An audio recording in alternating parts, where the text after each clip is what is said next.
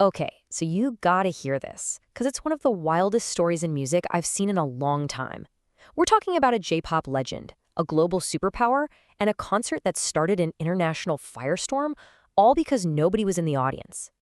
So just picture this for a second. It's November 29th in Shanghai. The lights are blazing, the sound system is absolutely pumping, and on stage is a total icon, the empress of J-pop herself, Ayumi Hamasaki. It has all the makings of an epic arena show. Except for one thing. All 14,000 seats completely empty. And yeah, that's the question that just exploded online. Why on earth would a global superstar like IU put on a full-scale concert? We're talking all the choreography, the insane costumes, the full production, for literally no one? So how in the world did this even happen? To get it, we've got to look at the timeline. Because this wasn't just some random, weird decision. Nope, it was the explosive finale to a few very dramatic days. And check out how fast this all went down. It's insane. On November 28th, just one day before the show, authorities just cancel it.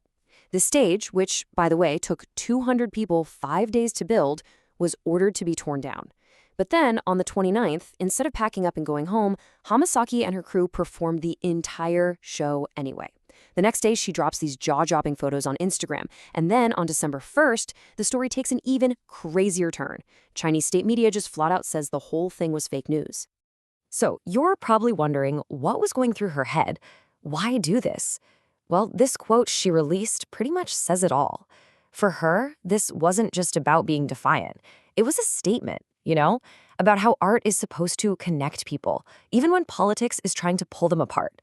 That's a huge statement, and it really sets the stage for everything that happened next. Right, so this concert didn't just get canceled out of the blue.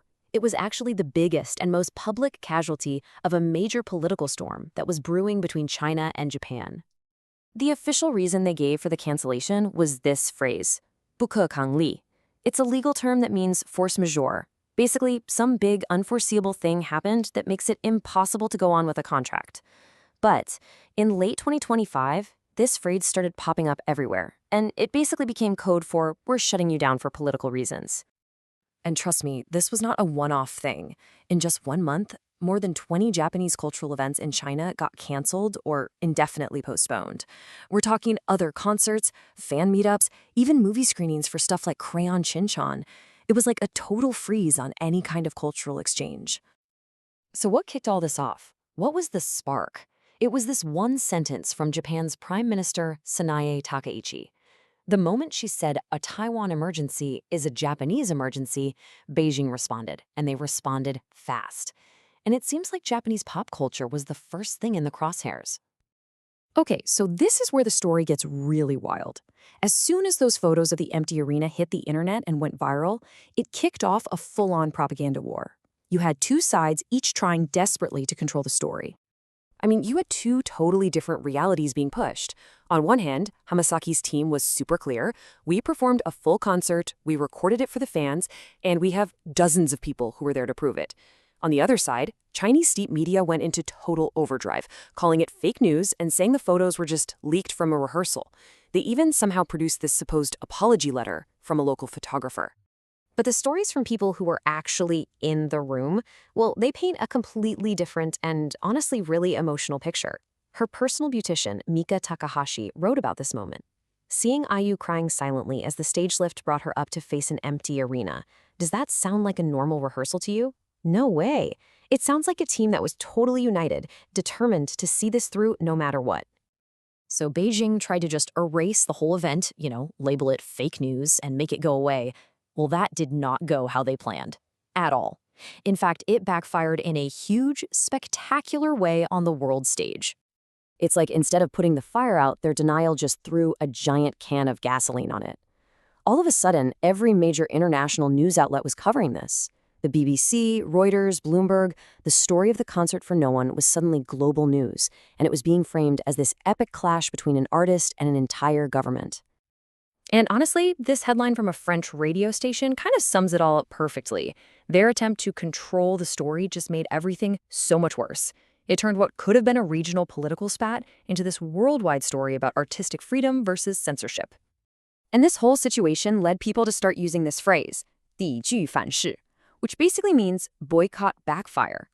The idea is pretty simple. When your attempt to punish someone ends up hurting you way more than it hurts them. And by canceling this concert, China ended up damaging its own reputation and causing massive losses for its own promoters and fans. And look, this wasn't just critics on the outside saying this.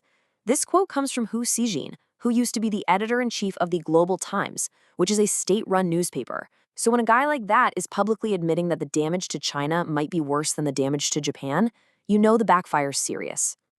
So in the end, this whole thing became way bigger than just a canceled concert.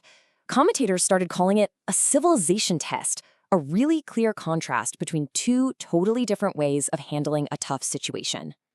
And you can really break it down like this. On one side, you've got Ayumi Hamasaki. Her response was all about professionalism and integrity. Her tools were her art and social media, and the outcome, she gained massive global respect.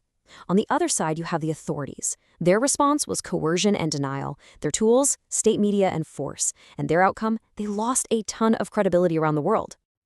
And that's really the big takeaway here. The whole thing got framed as a civilization contrast test. It stopped being about just a pop star. It became this incredibly clear public example of a single artist with nothing but her commitment to her fans and her art, standing her ground against the massive power of a government. Which leaves us with this huge question to think about.